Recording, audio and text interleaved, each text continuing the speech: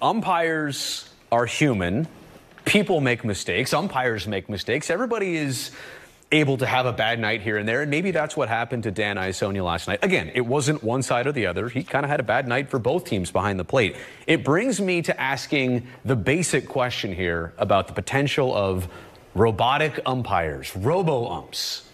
Would you, as a longtime big leaguer, would you be okay if that's the future of baseball, to have balls and strikes somehow be determined electronically? Well, as we evolve and technology is a big part of this game, you're going to have to use it.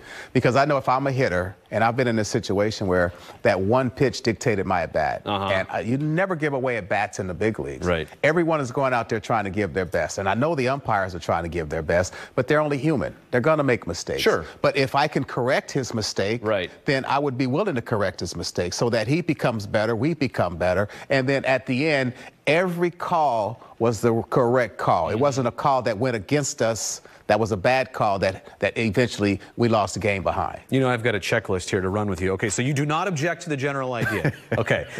How do we implement this? Do we actually look at every single ball and strike called? Or is there a challenge method? Kind of like in tennis when, you know, we'll say, all right, that was pretty close. It was on the line. And the replay has to come up instantly. Yeah. It's got to be that, what do they call it, Hawkeye vision in tennis? It's almost instant, and it can be confirmed or denied. So do we look at every pitch or just the controversy? Not every pitch, but if I'm in the box and I get a pitch and I know that that was a ball. Like tap the helmet or something? I want to be able to give a signal that says, hey, I want to challenge that call. And then it instantly comes up on the big screen. And it comes up on the big screen. Everybody says, all right, it was in fact a strike. Exactly. Because we have the ability to do that here in 2023. Yes, we do. So if we do this, who does it ultimately benefit more, pitchers or hitters?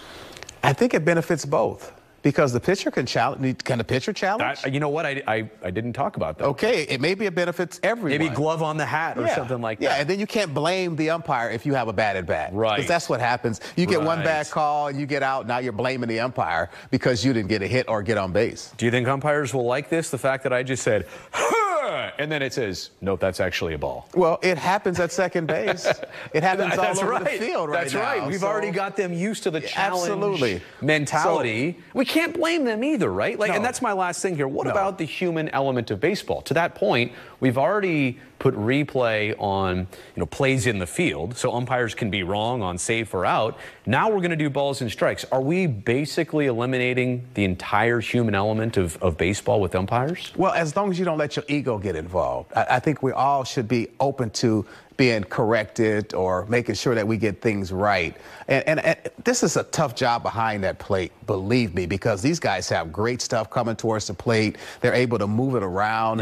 And it depends on where you set up behind the catcher, if you can see certain pitches or not. But I think that anyone who is a part of this game wants to make sure that the game is done and officiated correctly. So it's happening already, and maybe so it's not happening behind the plate, but I think the guys behind the plate would love to have that little extra help if they could. I'll tell you what, the framing of pitches these days is already, I feel like, not cheating, but it's already bending the rules. If we can get it right electronically, why not? I'll also say, as your career average was 294, it might have been 300 with robo. I don't even talk. If you didn't get...